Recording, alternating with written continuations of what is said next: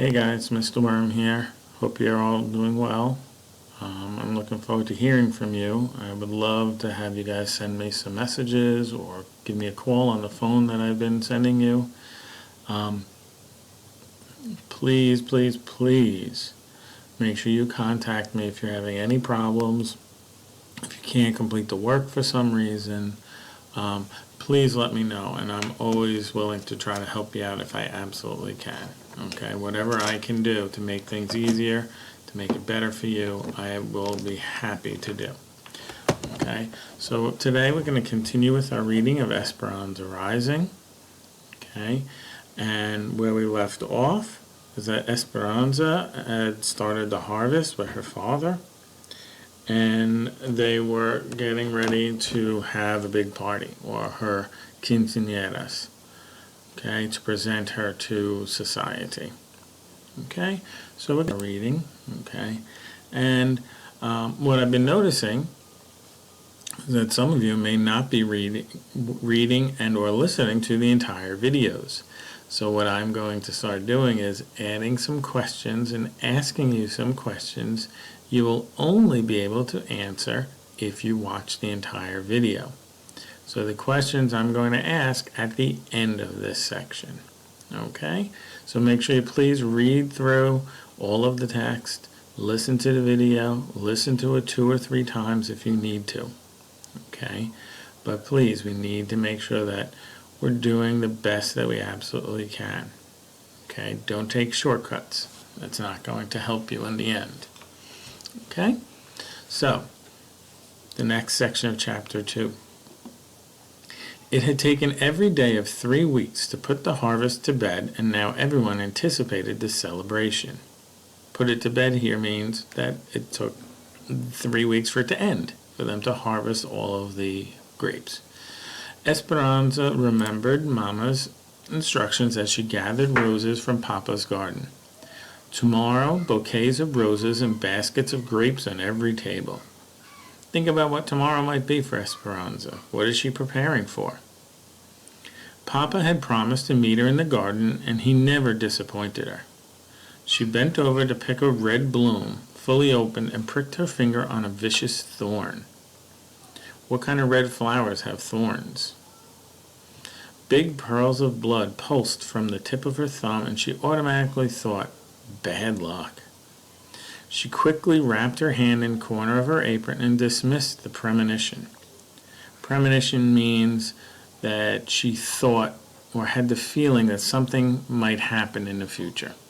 You ever have that feeling? Then she cautiously clipped the blown rose that had wounded her. Looking toward the horizon, she saw the last of the sun disappear behind the Sierra Madre. Darkness would settle quickly, and a feeling of uneasiness and worry nagged at her. Where was Papa? He had left early that morning with the vaqueros to work the cattle, and he was always home before sundown, dusty from the mesquite grasslands, and stamping his feet on the patio to get rid of the crusty dirt on his boots. Sometimes he even brought beef jerky that the cattlemen had made, but Esperanza always had to find it first, searching his shirt pockets while he hugged her. So she likes the beef jerky. Okay. Some people don't. I do. Tomorrow was her birthday, and she knew that she would be serenaded at sunrise. Serenade means that she'll be sung to. And the men who lived on the ranch would congregate below her window, their rich, sweet voices singing Las Mañanitas, the birthday song. She would run to her window and wave kisses to Papa and the others, and then downstairs she would open her gifts. She knew there would be a porcelain doll from Papa. He had given her one every year since she was born. And Mama would give her something she had made, linens, camisoles, or blouses embroidered with her beautiful needlework. The linens always went into the trunk at the end of her bed. Okay. Page is loading, sorry. Still waiting. Here we go. At the end of her bed for algún día, for someday. Esperanza's thumb would not stop bleeding. She picked up the basket of roses and hurried from the garden, stopping on the patio to rinse her hand in the stone fountain. As the water soothed her, she looked through the massive wooden gates that opened onto the thousands of acres of Papa's land. Esperanza strained her eyes to see a dust cloud that meant riders were near, and that Papa was finally home. But she saw nothing. In the dusky light, she walked around the courtyard to the back of the large adobe and wooden house. There she found Mama searching the horizon too. So they're both worried because he hasn't come home yet. "Mama, my finger, an angry thorn stabbed me," said Esperanza. "Bad luck," said Mama, confirming the superstition, but she half smiled. They both knew that bad luck could mean nothing more than dropping a pan of water or breaking an egg. So they both think it's bad luck, but they don't think it's too serious just yet. Bad luck could just be an accident, something very simple happening, nothing too serious. But we know it might be different in this case. Mama put her hands around Esperanza's waist, and both sets of eyes swept over the corrals, stables, and servants' quarters that sprawled in the distance.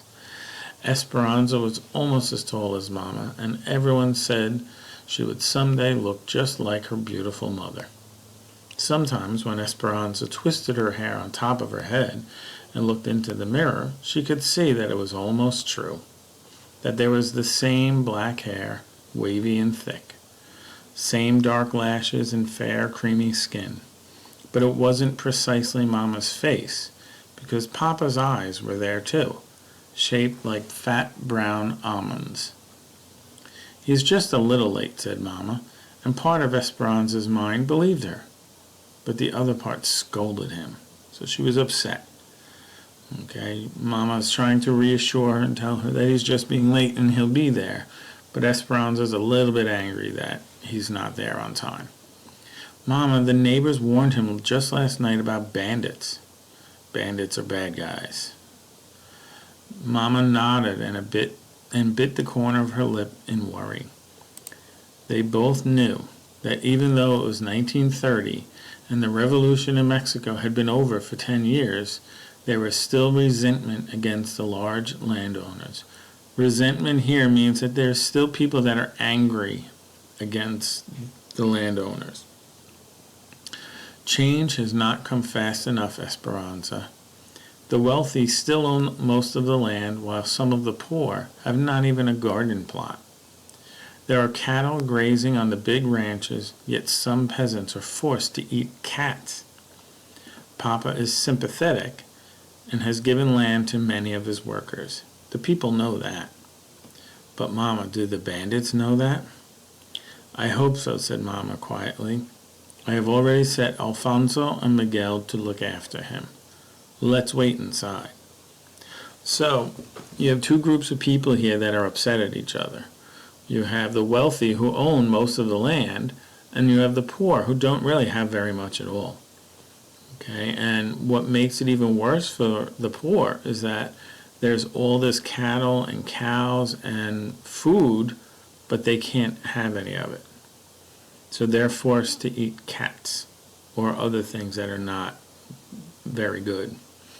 Okay, Papa is sympathetic, which that means is that he understands and he helps a lot of his workers by giving them land. But these bandits, these bad guys, don't know that he's helping out the poor people. Okay, so here's my two questions. Okay, what was Papa going to do at sunrise? What do some people eat because they can't afford food? Remember, answer the questions and send me your response. Okay, I'll talk to you soon. Be safe, be healthy. Okay, oh, here's Emma to say hi. Hi. All right, we'll see you soon. Bye. Bye.